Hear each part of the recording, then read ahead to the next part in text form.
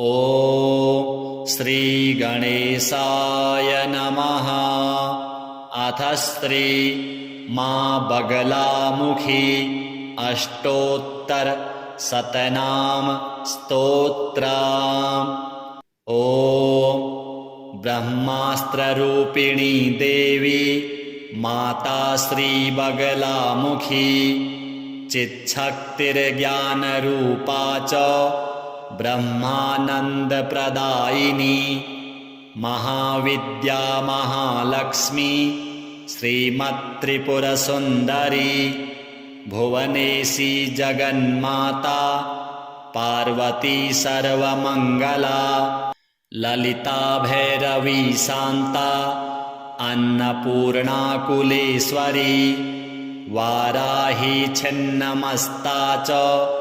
तारा काली सरस्वती जगत्पूज्या महामाया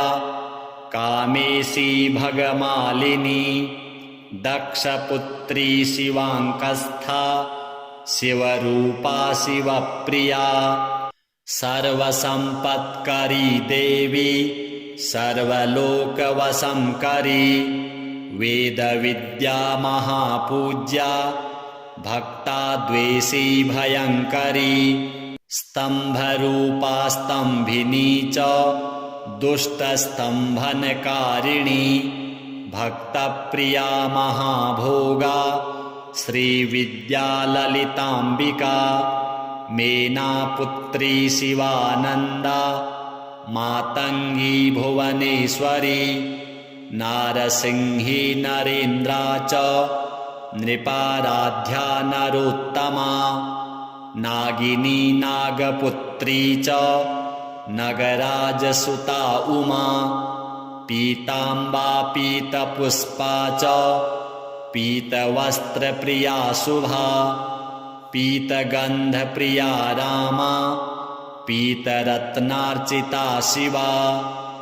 अर्धचन्द्रधरी देवी गदामुद्गरधारिणी सावित्री त्रिपदा शुद्धा सद्यो रागविवर्धिनी विष्णुरूपा जगन्मोहा ब्रह्मरूपा हरिप्रिया रुद्ररूपा रुद्रशक्तिश्चिन्मयी भक्तवत्सला लोकमाता शिवा सन्ध्या शिवपूजन तत्परा धनाध्यक्षा धनेशी च धर्मदा धनदाधना चण्डदर्पहरी देवी शुम्भासुरनिवर्हिणी राजराजेश्वरी देवी महिषासुरमर्दिनी मधुकैटभहन्त्री च रक्तबीजविनाशिनी धूम्राक्षदैत्यहन्त्री च भण्डासुरविनाशिनी रेणुपुत्री महामाया भ्रामरी भ्रमराम्बिका ज्वालामुखी भद्रकाली बगला शत्रुनाशिनी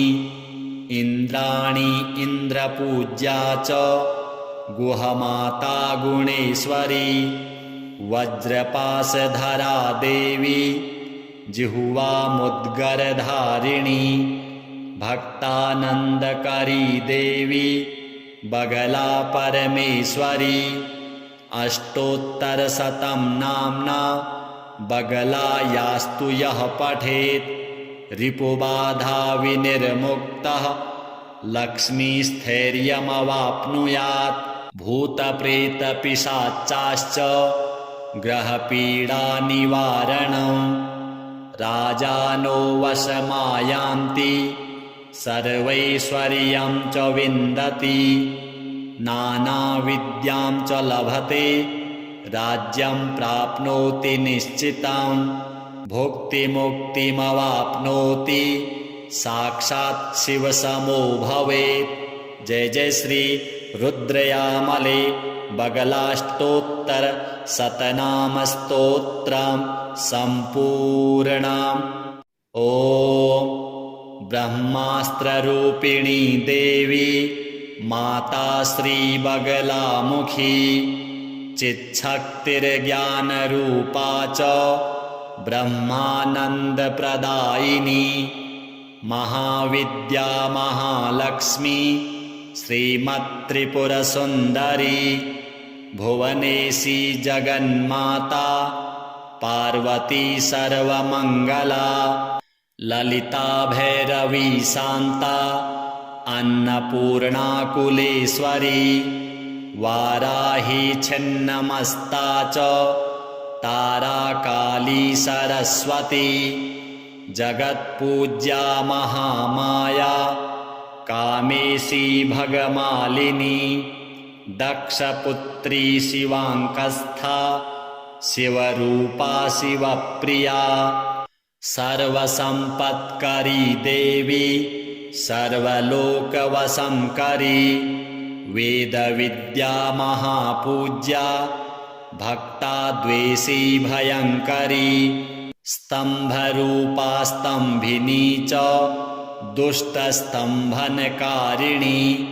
भक्तप्रिया महाभोगा श्रीविद्या ललिताम्बिका मेनापुत्री शिवानन्दा मातङ्गी भुवनेश्वरी नारसिंही नरेन्द्रा च नृपाराध्या नरोत्तमा नागिनी नागपुत्री च नगराजसुता उमा पीताम्बा पीतपुष्पा च पीतवस्त्रप्रिया शुभा पीतगन्धप्रिया रामा पीतरत्नार्चिता शिवा अर्धचन्द्रधरी देवी गदामुद्गरधारिणी सावित्री त्रिपदा शुद्धा सद्यो रागविवर्धिनी विष्णुरूपा जगन्मोहा ब्रह्मरूपा हरिप्रिया रुद्ररूपा रुद्रशक्तिश्चिन्मयी भक्तवत्सला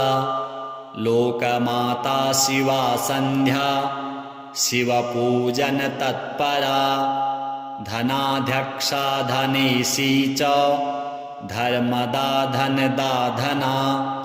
चण्डदर्पहरी देवी शुम्भासुरनिवर्हिणी राजराजेश्वरी देवी महिषासुरमर्दिनी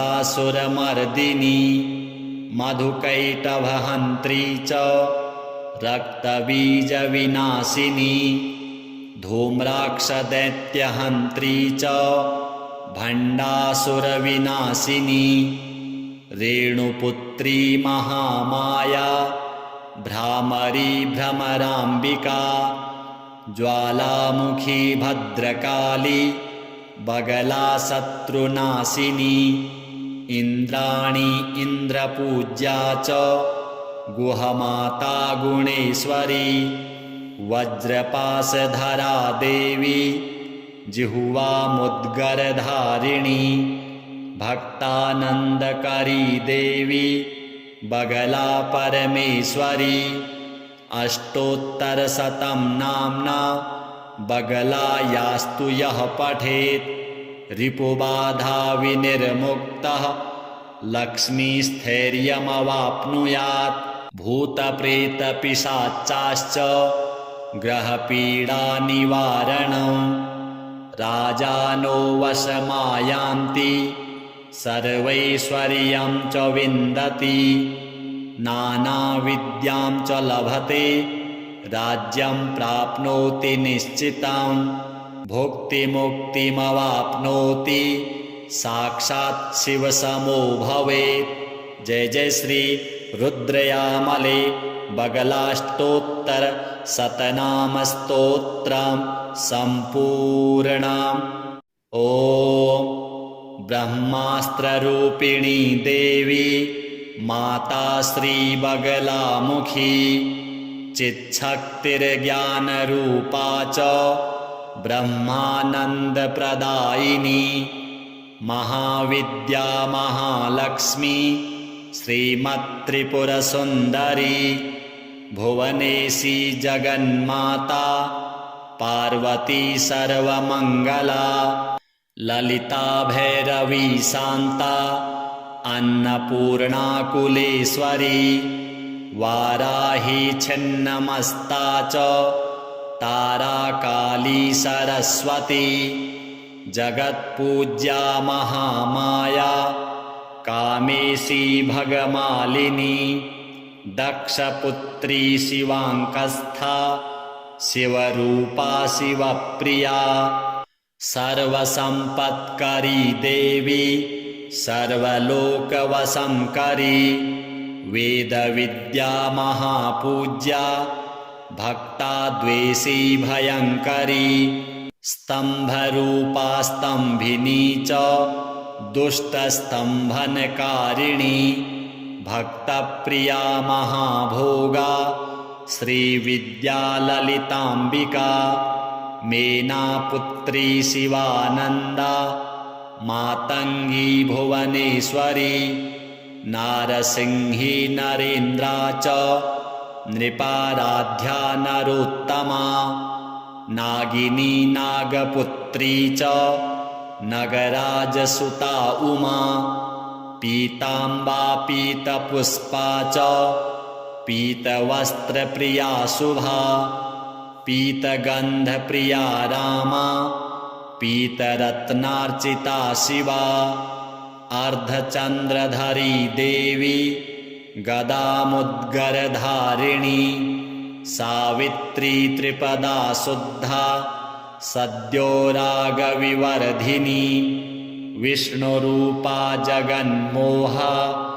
ब्रह्मरूपा हरिप्रिया रुद्ररूपा रुद्रशक्तिश्चिन्मयी भक्तवत्सला लोकमाता शिवा सन्ध्या शिवपूजन तत्परा धनाध्यक्षा धनेशी च धर्मदा धनदाधना चण्डदर्पहरी देवी शुम्भासुरनिवर्हिणी राजराजेश्वरी देवी महिषासुरमर्दिनी मधुकैटभहन्त्री च रक्तबीजविनाशिनी धूम्राक्षदैत्यहन्त्री च भण्डासुरविनाशिनी रेणुपुत्री महामाया भ्रामरी भ्रमराम्बिका ज्वालामुखी भद्रकाली बगला शत्रुनाशिनी इन्द्राणी इन्द्रपूज्या च गुहमाता गुणेश्वरी वज्रपाशधरा देवी जिह्वामुद्गरधारिणी भक्तानन्दकरी देवी बगला परमेश्वरी अष्टोत्तरशतं नाम्ना बगला यास्तु यः पठेत् रिपुबाधा विनिर्मुक्तः लक्ष्मीस्थैर्यमवाप्नुयात् भूतप्रेतपिशाचाश्च ग्रहपीडानिवारणं राजानो वशमायान्ति सर्वैश्वर्यं च विन्दति नानाविद्यां च लभते राज्यं प्राप्नोति निश्चितं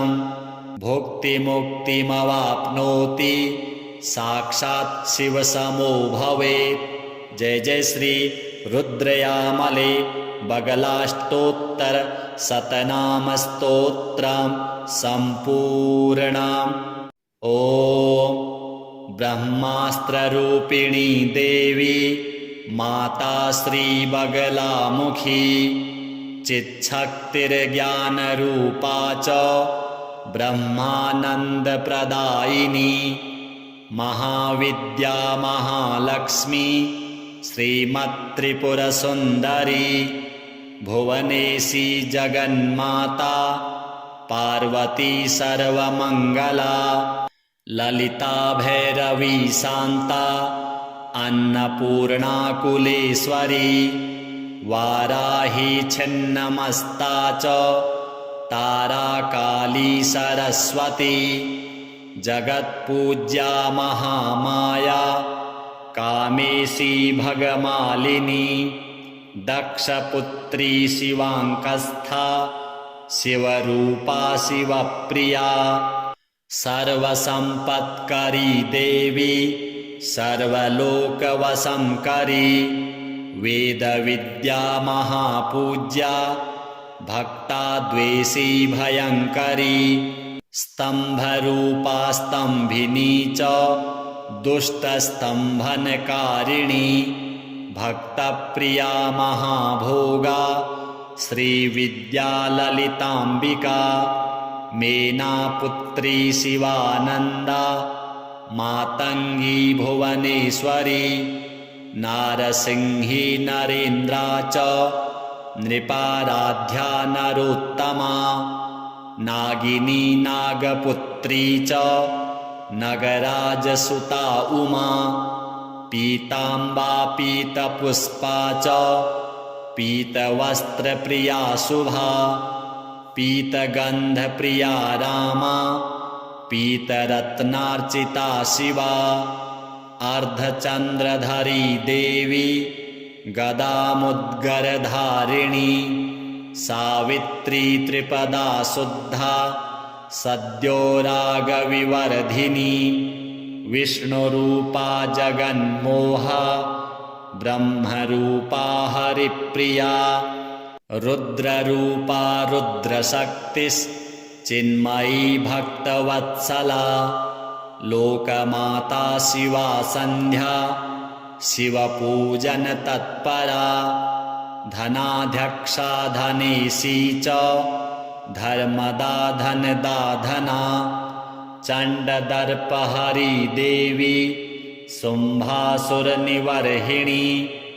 राजराजेश्वरी देवी महिषासुरमर्दिनी मधुकैटभहन्त्री च रक्तबीजविनाशिनी धूम्राक्षदैत्यहन्त्री च भण्डासुरविनाशिनी रेणुपुत्री महामाया भ्रामरी भ्रमराम्बिका ज्वालामुखी भद्रकाली बगला शत्रुनाशिनी इन्द्राणी इन्द्रपूज्या च गुहमाता गुणेश्वरी वज्रपाशधरा देवी जिह्वामुद्गरधारिणी भक्तानन्दकरी देवी बगला परमेश्वरी अष्टोत्तरशतं नाम्ना बगला यास्तु यः पठेत् रिपुबाधा विनिर्मुक्तः लक्ष्मीस्थैर्यमवाप्नुयात् भूतप्रेतपिशाचाश्च ग्रहपीडानिवारणं राजानो वशमायान्ति सर्वैश्वर्यं च विन्दति नानाविद्यां च लभते राज्यं प्राप्नोति निश्चितं भुक्तिमुक्तिमवाप्नोति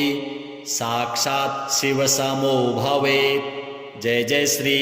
रुद्रयामले बगलाष्टोत्तर शतनाम स्तोत्रं सम्पूर्णम्। ॐ ब्रह्मास्त्ररूपिणी देवी माता श्री बगलामुखी चिच्छक्तिर्ज्ञानरूपा च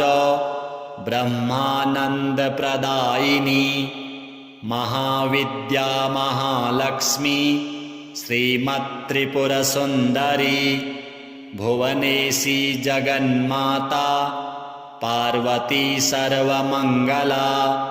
ललिता भैरवी शान्ता अन्नपूर्णाकुलेश्वरी वाराही छिन्नमस्ता च ताराकाली सरस्वती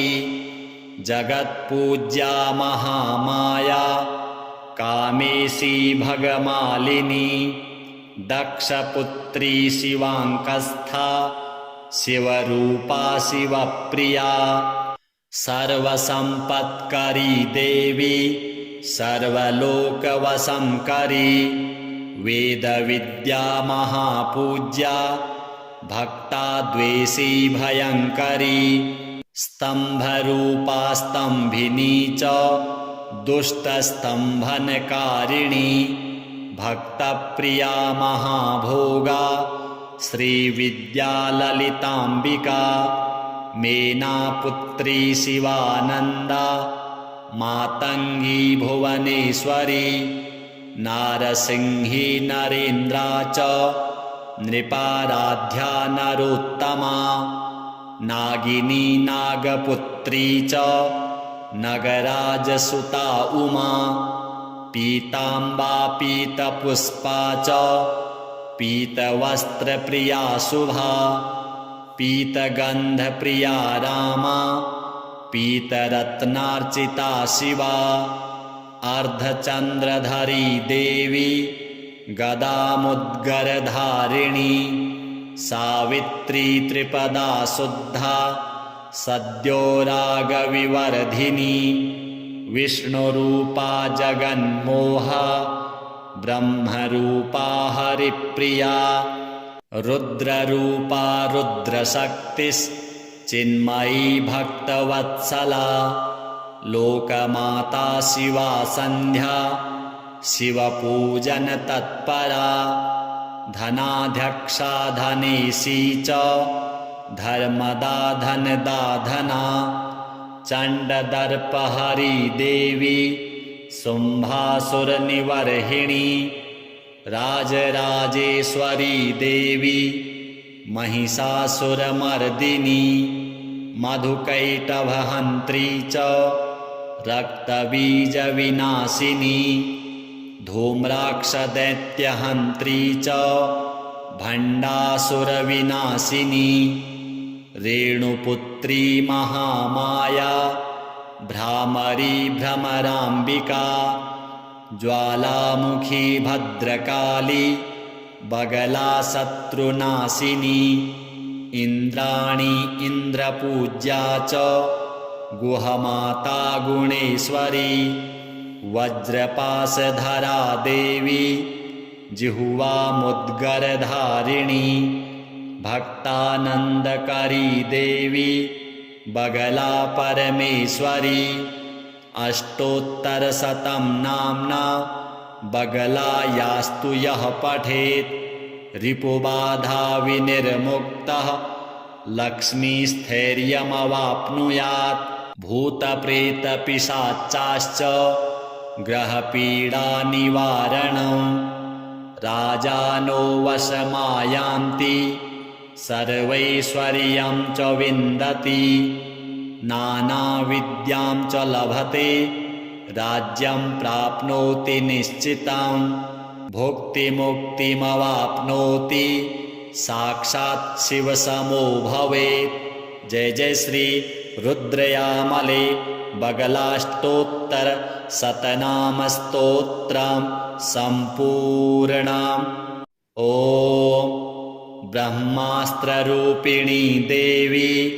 माता श्री बगलामुखी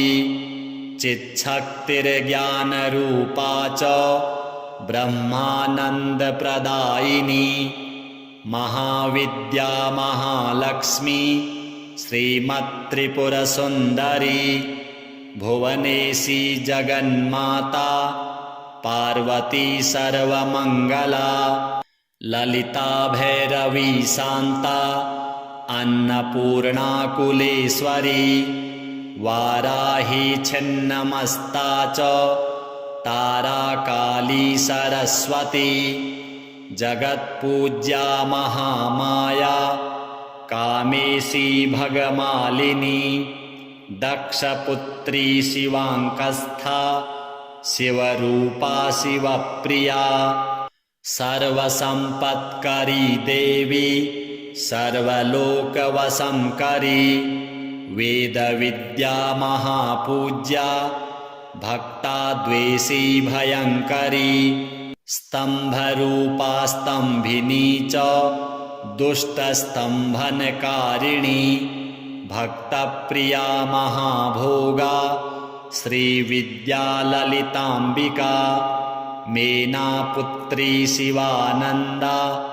मातङ्गी भुवनेश्वरी नारसिंही नरेन्द्रा च नृपाराध्या नरोत्तमा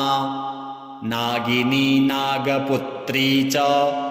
नगराजसुता उमा पीताम्बा पीतपुष्पा च पीतवस्त्रप्रिया शुभा पीतगन्धप्रिया रामा पीतरत्नार्चिता शिवा अर्धचन्द्रधरी देवी गदामुद्गरधारिणी सावित्री त्रिपदा शुद्धा सद्यो रागविवर्धिनी विष्णुरूपा जगन्मोहा ब्रह्मरूपा हरिप्रिया रुद्ररूपा रुद्रशक्तिश्चिन्मयी भक्तवत्सला लोकमाता शिवा सन्ध्या शिवपूजनतत्परा धनाध्यक्षा धनेशी च धर्मदा धनदाधना चण्डदर्पहरी देवी शुम्भासुरनिवर्हिणी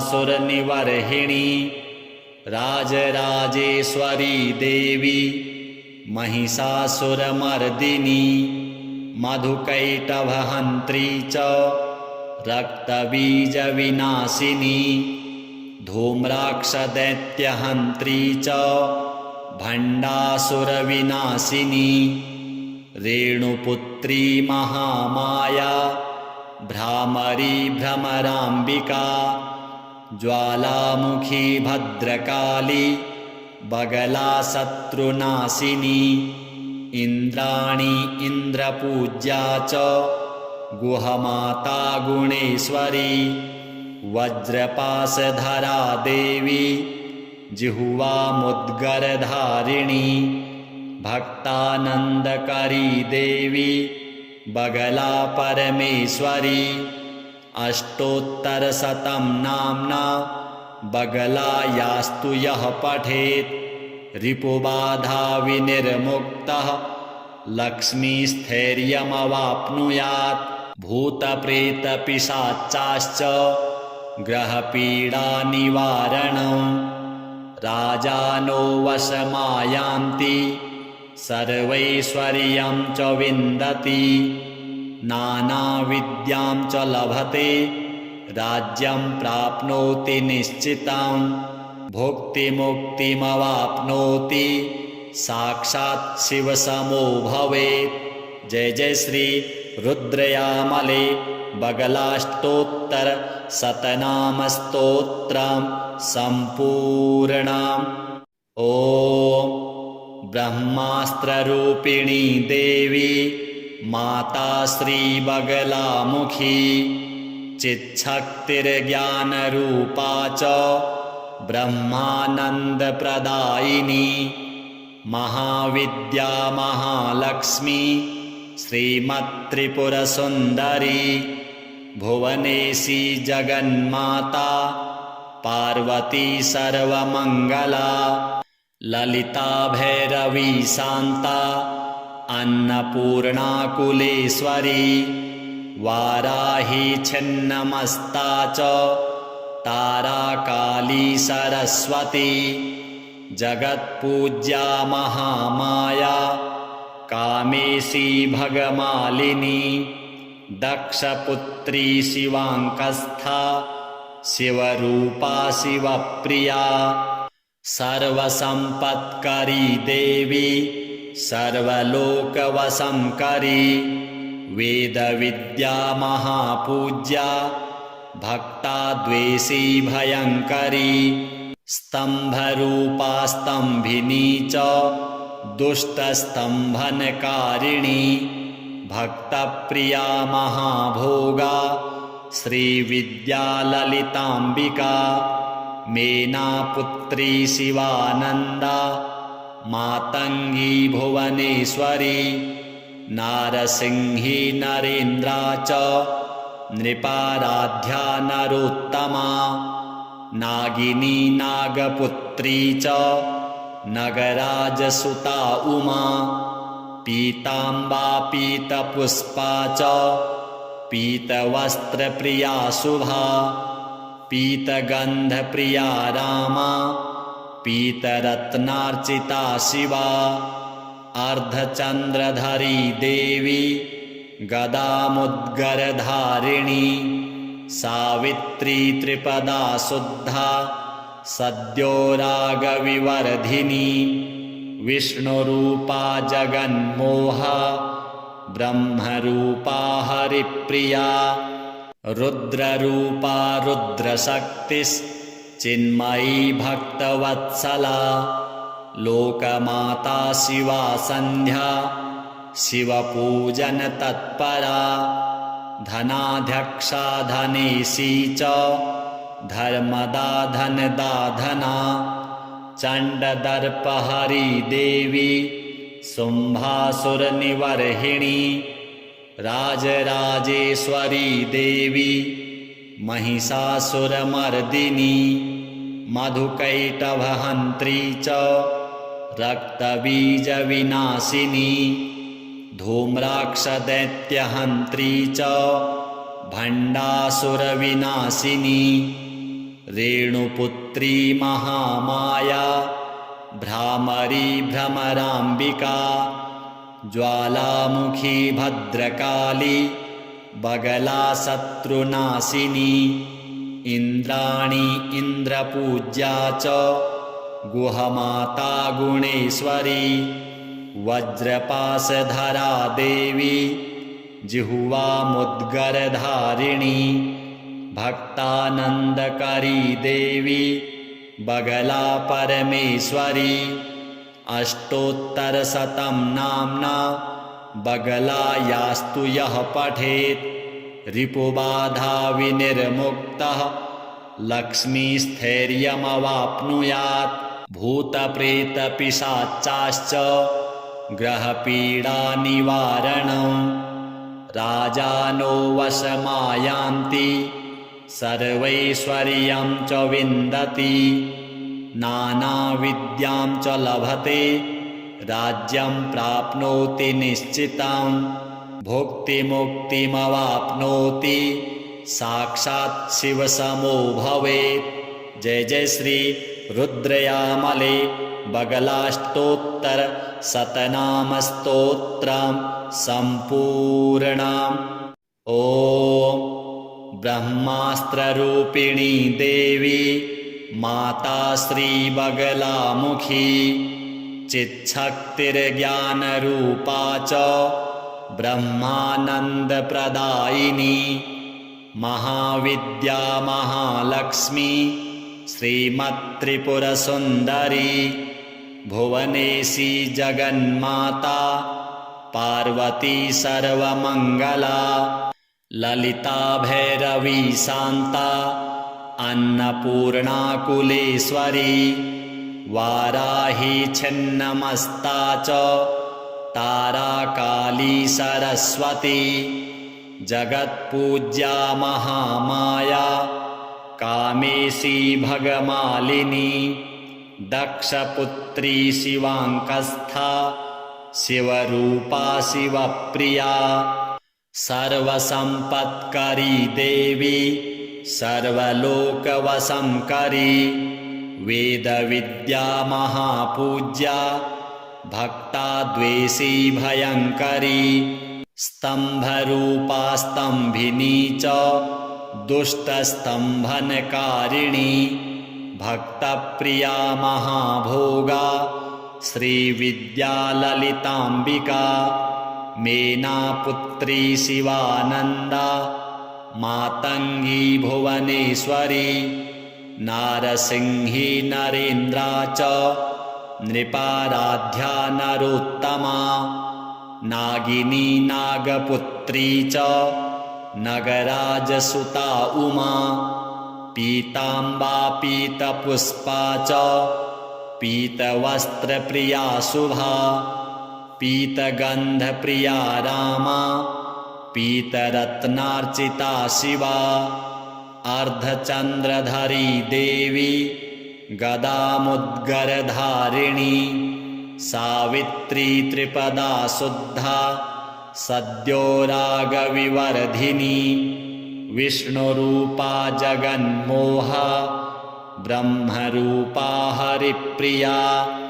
रुद्ररूपा रुद्रशक्तिश्चिन्मयी भक्तवत्सला लोकमाता शिवा सन्ध्या शिवपूजनतत्परा धनाध्यक्षा धनेशी च धर्मदा धनदा धना चण्डदर्पहरी देवी शुम्भासुरनिवर्हिणी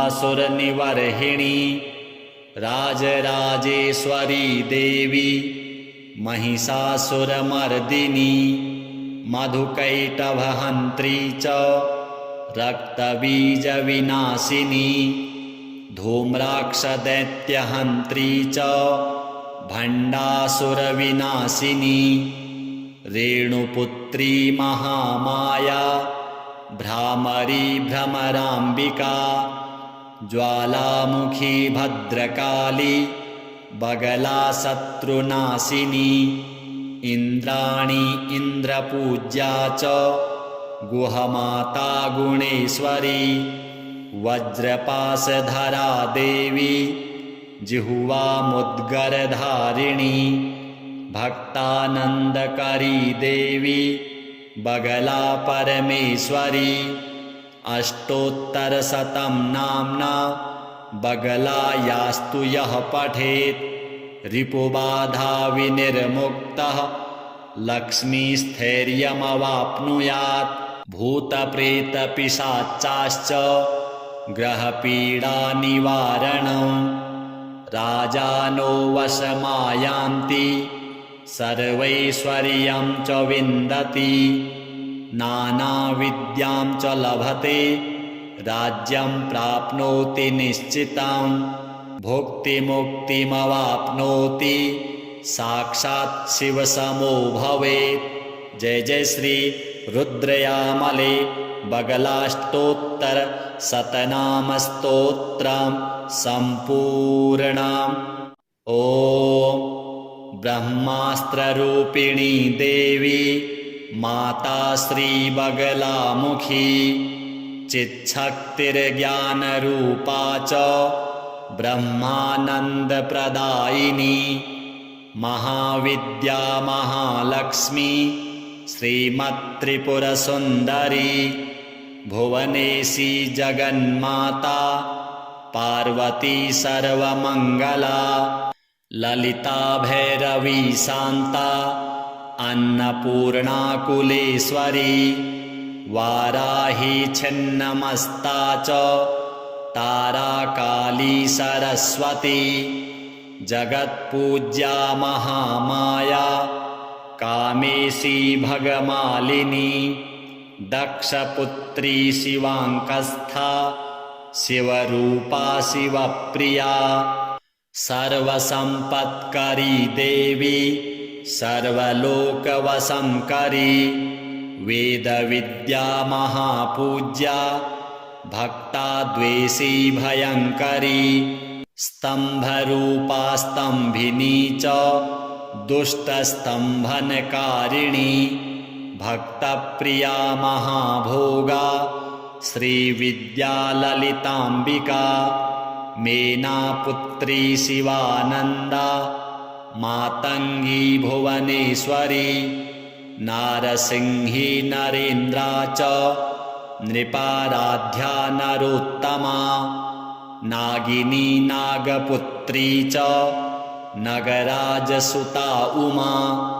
पीताम्बा पीतपुष्पा च पीतवस्त्रप्रिया शुभा पीतगन्धप्रिया रामा पीतरत्नार्चिता शिवा अर्धचन्द्रधरी देवी गदामुद्गरधारिणी सावित्री त्रिपदा शुद्धा सद्यो रागविवर्धिनी विष्णुरूपा जगन्मोहा ब्रह्मरूपा हरिप्रिया रुद्ररूपा रुद्रशक्तिश्चिन्मयी भक्तवत्सला लोकमाता शिवा सन्ध्या शिवपूजन तत्परा धनाध्यक्षा धनेशी च धर्मदा धनदाधना चण्डदर्पहरी देवी शुम्भासुरनिवर्हिणी राजराजेश्वरी देवी महिषासुरमर्दिनी मधुकैटभहन्त्री च रक्तबीजविनाशिनी धूम्राक्षदैत्यहन्त्री च भण्डासुरविनाशिनी रेणुपुत्री महामाया भ्रामरी भ्रमराम्बिका ज्वालामुखी भद्रकाली बगला शत्रुनाशिनी इन्द्राणी इन्द्रपूज्या च गुहमाता गुणेश्वरी वज्रपाशधरा देवी जिह्वामुद्गरधारिणी भक्तानन्दकरी देवी बगला परमेश्वरी अष्टोत्तरशतं नाम्ना बगला यास्तु यः पठेत् रिपुबाधा विनिर्मुक्तः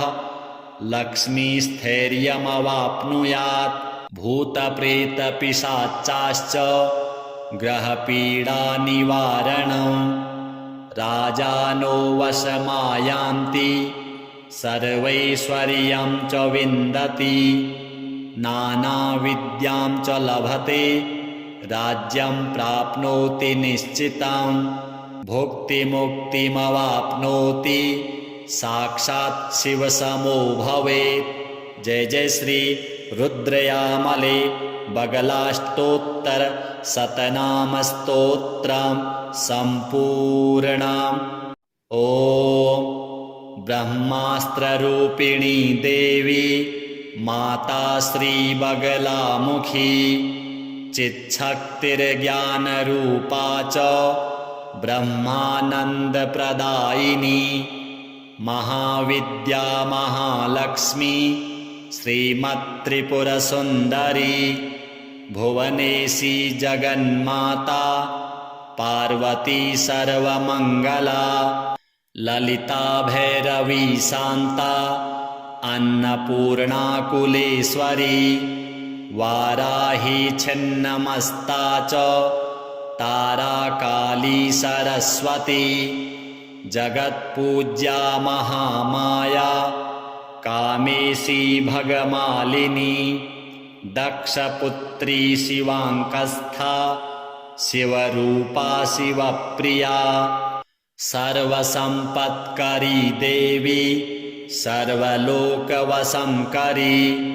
वेदविद्या महापूज्या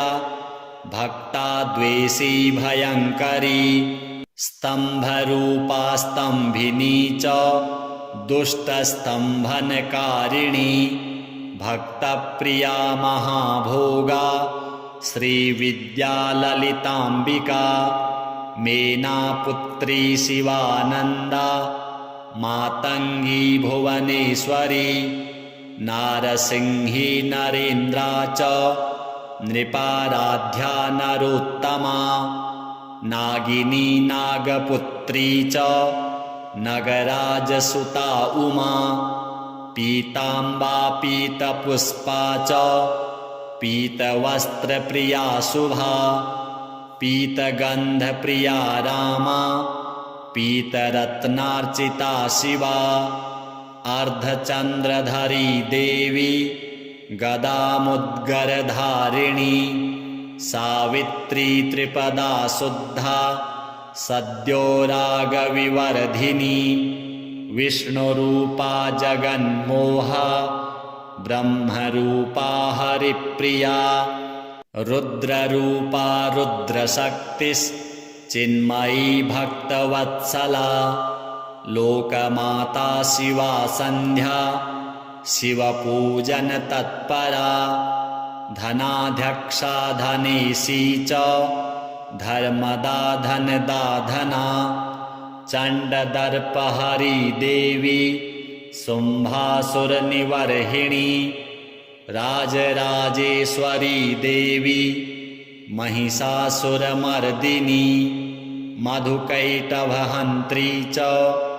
रक्तबीजविनाशिनी धूम्राक्षदैत्यहन्त्री च भण्डासुरविनाशिनी रेणुपुत्री महामाया भ्रामरी भ्रमराम्बिका ज्वालामुखी भद्रकाली बगला शत्रुनाशिनी इन्द्राणी इन्द्रपूज्या च गुहमाता गुणेश्वरी वज्रपाशधरा देवी जिह्वामुद्गरधारिणी भक्तानन्दकरी देवी बगला परमेश्वरी अष्टोत्तरशतं नाम्ना बगला यास्तु यः पठेत् रिपुबाधा विनिर्मुक्तः लक्ष्मीस्थैर्यमवाप्नुयात् भूतप्रेतपिशाचाश्च ग्रहपीडानिवारणं राजानो वशमायान्ति सर्वैश्वर्यं च विन्दति नानाविद्यां च लभते राज्यं प्राप्नोति निश्चितं भुक्तिमुक्तिमवाप्नोति साक्षात् शिवसमो भवेत्। जय जय श्री रुद्रयामले बगलाष्टोत्तर शतनाम स्तोत्रं सम्पूर्णम्। ॐ ब्रह्मास्त्ररूपिणी देवी माता श्री बगलामुखी चिच्छक्तिर्ज्ञानरूपा च ब्रह्मानन्दप्रदायिनी महाविद्या महालक्ष्मी श्रीमत्त्रिपुरसुन्दरी भुवनेशी जगन्माता पार्वती सर्वमङ्गला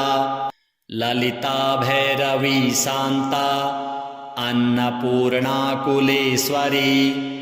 वाराही छिन्नमस्ता च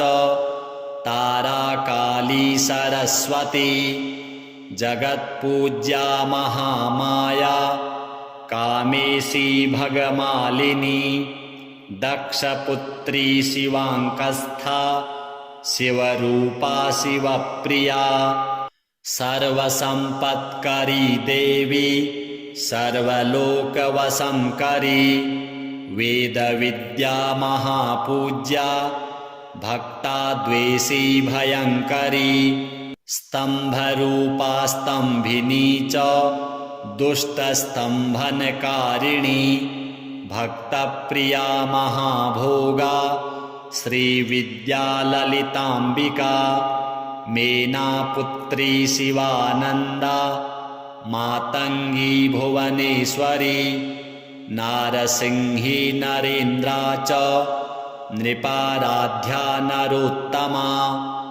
नागिनी नागपुत्री च नगराजसुता उमा पीताम्बा पीतपुष्पा च पीतवस्त्रप्रिया शुभा